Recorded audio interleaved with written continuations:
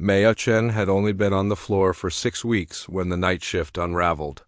She hadn't even taken off her coat when the charge nurse grabbed her arm and pulled her toward the chaos already spreading through the emergency wing. Respiratory failures and 3 cardiac arrests happening simultaneously.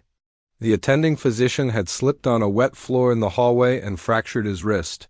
The backup was 40 minutes out. And there was Maya, 26 years old, still technically on probation, standing at the edge of a storm she was never supposed to face alone. She didn't hesitate.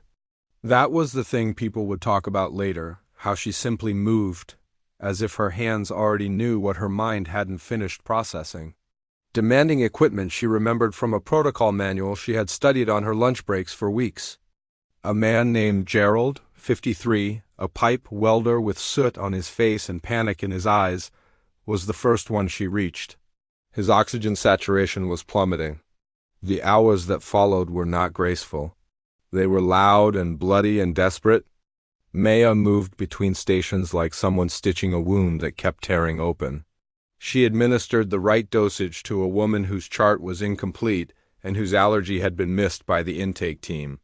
She caught it because she always reread the charts, always. 20 patients came through those doors in 2 hours.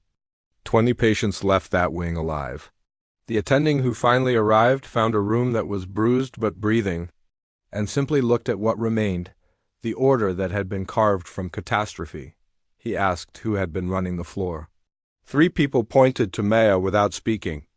She was sitting in a supply closet with the lights off when the second arrival came, not doctors this time. They were with the FBI. Word moved through the hospital the way fear always does, fast and shapeless. By the time Maya walked out of that closet, the hallway had gone quiet in the particular way that means people are watching but pretending not to. The agents were calm and professional. They asked her to accompany them to a private room. What the investigation revealed was not what anyone expected. 3 years earlier, Maya had been working as an unlicensed medical aide in a rural county in Montana, a place so isolated that the nearest hospital was 90 miles of icy road away. She had been 19. A family of 4 had been in a crash. She had performed emergency care with nothing but a first aid kit, a manual she'd downloaded onto her phone. All 4 survived.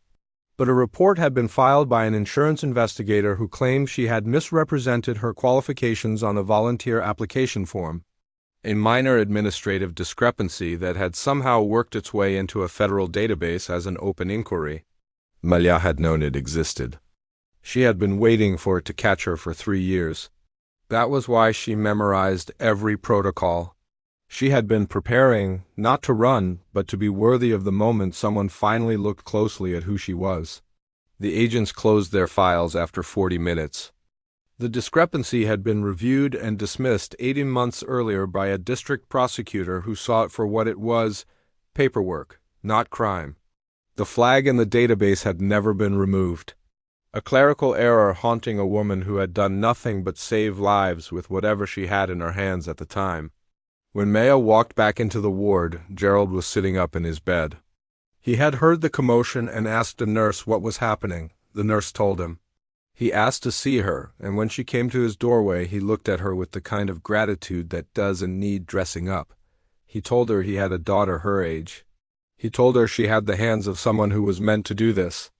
He told her thank you in the way people do when the word has to carry everything that language cannot hold. She sat in the dark parking garage and let it come, all of it, the fear and the exhaustion and the years of carrying something heavy in silence. And then she breathed. And then she went home. And the next morning she came back because that was who she was.